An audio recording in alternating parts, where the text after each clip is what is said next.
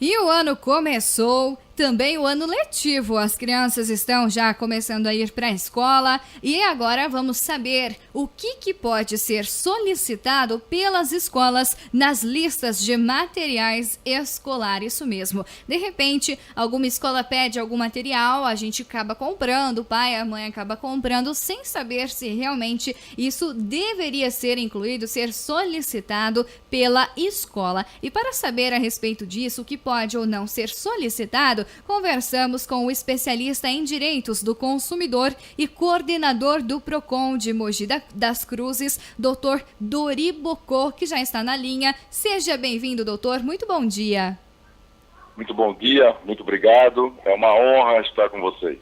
O prazer é todo nosso. Doutor, explica pra gente, existem alguns itens que não devem ser solicitados nas listas de material escolar? Existem. Nós já temos uma legislação bem recente, é a 12886, a presidente Dilma baixou agora em novembro, então ela é bem nova.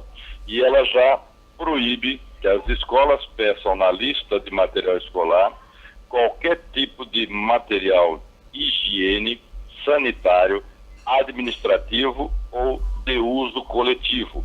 Só pode ser solicitado pelas escolas o material que vai ser utilizado na educação da criança. Uhum. Isso serve também para as escolas particulares ou é só para as escolas públicas? Como que funciona essa legislação? Essa legislação, ela proíbe as escolas no Brasil, as escolas em geral. Uhum. E o que aconteceu? Por que houve essa mudança na legislação? Estava havendo algum abuso da parte das escolas? Karen, você falou uma coisa muito importante.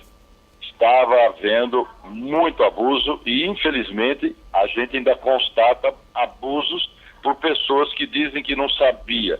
Não pode alegar desconhecimento. A lei existe, foi publicada, quem trabalha nessa área tem que se informar. Então, volto a repetir, se alguém pedir algo que não seja para o ensino da criança, os pais devem procurar a direção da escola, a coordenação, orientar, trocar uma ideia para que isso seja encerrado. Se a escola ainda prosseguir nessa postura, denuncia no PROCON da sua cidade, ou então na delegacia de ensino, ou se for um caso de dano coletivo, muitas pessoas envolvidas, o Ministério Público pode ser acionado. Uhum. Doutor, o que acontece muito geralmente é escola de crianças pequenas, praticamente bebês, né? Eles pedem muitas coisas que não serão usadas e os pais às vezes falam, é pouquinha coisa, tal, e acaba relevando. Como agir em casos como esses, se as escolas ainda assim insistirem? Infelizmente, Karen, não existe uma limitação legal sobre essa questão. Porém, tem que preservar o chamado bom senso da escola junto com o ensino que ela vai proporcionar. Toda a legislação fala o seguinte, a escola tem que agir de acordo com o ambiente onde ela está inserida. Se ela atende público da classe A, da classe B, da classe C ou outras classes. Ela não pode, então, exigir ou material de alto custo para um povo mais simples, ou uma quantidade absurda para depois, no final do ano, aquilo sobrar. Ela não pode prejudicar o orçamento doméstico. Ela tem que agir, conforme eu comentei, com bom senso e equilíbrio na sua solicitação. Uhum. Com relação a canetas de colorir, aqueles cadernos, agendas que eles pedem muitas vezes, eles podem solicitar o tipo ou a marca também ou não? Não pode exigir marca, cadernos ou livros, algum tipo de material diferenciado, tipo personalizado, importado. Eles devem orientar e os pais têm a liberdade de escolha de procurar numa outra papelaria ou outro bazar que não seja aquele indicado para poder fazer a sua melhor compra. É claro que a escola pode proporcionar no seu ambiente um preço bom, ótimo, mas não pode obrigar, cara. Ele pode só sugerir. Uhum. E há quanto tempo que surgiu essa legislação aí, essa lei para regularizar isso, para que não haja tanto abuso assim por parte das escolas? Essa lei, depois de muita solicitação, ela foi editada agora em novembro de 2013, porque existia muito pedido desproporcional.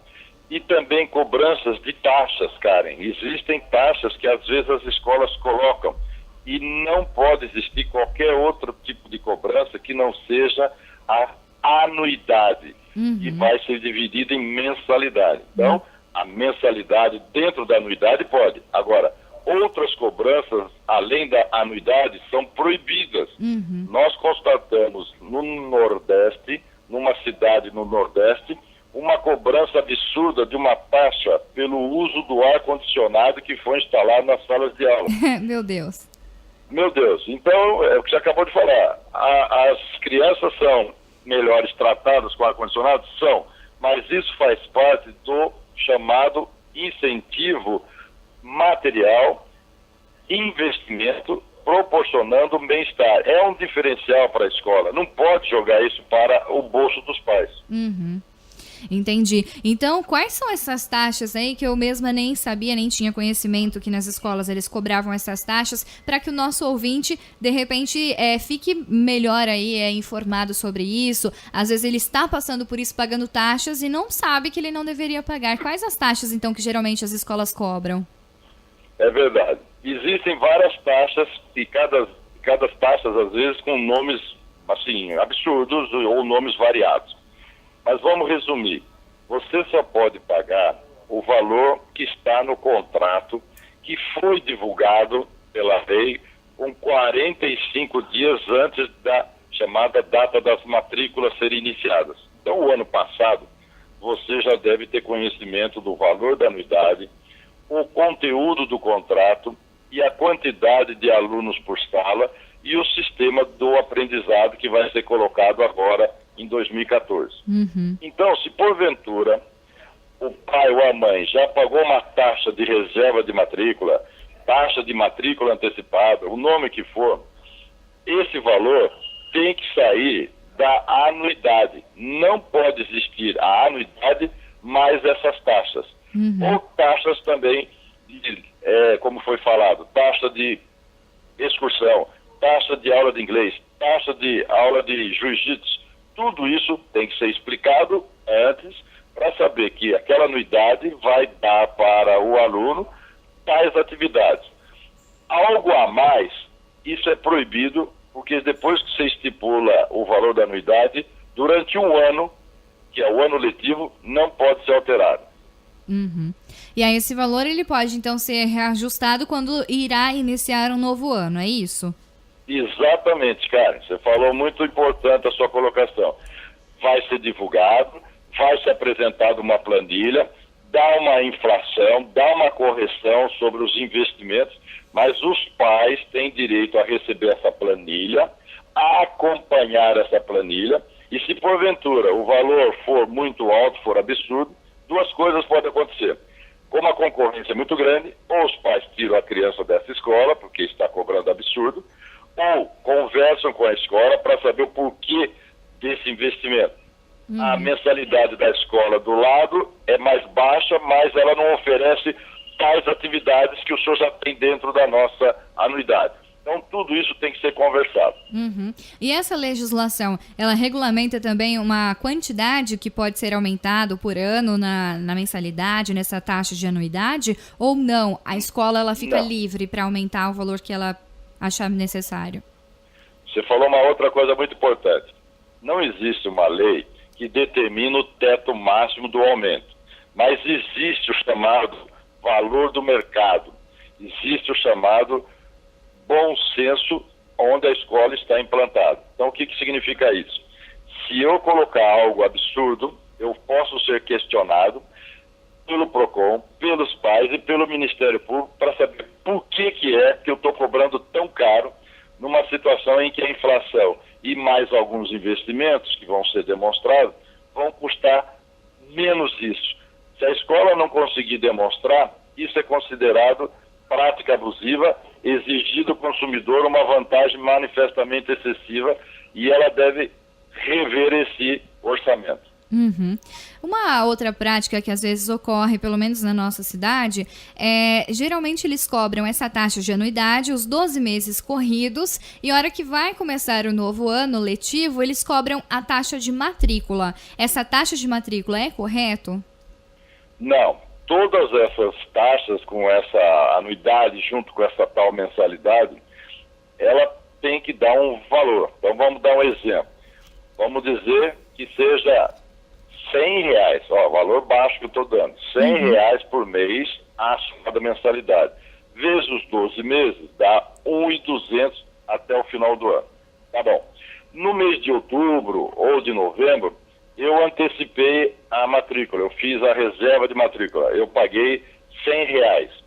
Esses R$100 tem que sair daqueles 1.200. Então, você vai ficar devendo para o correr do ano 1.100. Não pode ser 1.200 mais 100, não pode dar 1.300. A anuidade não pode ser alterada. Entendi. Olha só que interessante, muita coisa que às vezes a gente não sabe passa despercebido, não é? Só uma dúvida, essa taxa, ela serve também para universidades, faculdades particulares, que eles cobram essas taxas também ou não? É só para a escola? Não. Também vale para o ensino superior. A anuidade, ela só pode ser alterada depois do período letivo. Ela tem que ser demonstrado o índice, geralmente é o índice da inflação, mais alguns investimentos comprovados. Então, o que é comprovado? Comprovado para o aluno. Não adianta eu dizer que eu vou construir uma outra universidade, um outro campus e vou sobrecarregar meus alunos se eles estão usando esse de cá. Não interessa para ele ou de lá. Então, isso tudo precisa ser muito bem equilibrado, porque na anuidade, além do valor do ensino que você vai aplicar, você vai constar professor X, sala de aula, equipamentos de áudio, funcionários, tudo, água, luz, esgoto. Tudo isso você vai computar no chamado custeio. Com isso você proporciona uma anuidade. É assim que funciona. E com relação a essas escolas que acabam passando por cima dessa legislação e atuando aí de forma errada, não é, abusante, o que acontece com elas? Acontece alguma coisa? Ou a pessoa mesmo tem que procurar o PROCON, procurar um advogado? Ou tem uma fiscalização perante a isso? Você colocou outra questão importantíssima. Essa semana mesmo, a semana passada, já saiu notícia na imprensa nacional do Ministério da Educação e Cultura agindo contra algumas instituições de ensino que estavam ou com má gestão ou com falta de professor, não davam as aulas normais, não tinham as disciplinas oferecidas no papel, na verdade, na prática. Então, foram suspensas as atividades dessas escolas através de denúncia de alunos, através de investigação do próprio MEC, e com isso os alunos estão sendo transferidos por uma comissão chamada Força Tarefa da Educação para ver o que vai acontecer. Toda vez que você tem algo que você considera ilegal, como a Karen falou, procure os seus direitos, ou na própria escola, faça por escrito. Não deu certo, vá até o PROCON, vá até o Ministério Público, vá até a Delegacia de Ensino ou divulgue já para o Ministério da Educação e Cultura. O que não pode é você achar que está certo e ficar na dúvida e continuar pagando ou sofrendo algum tipo de restrição no seu direito.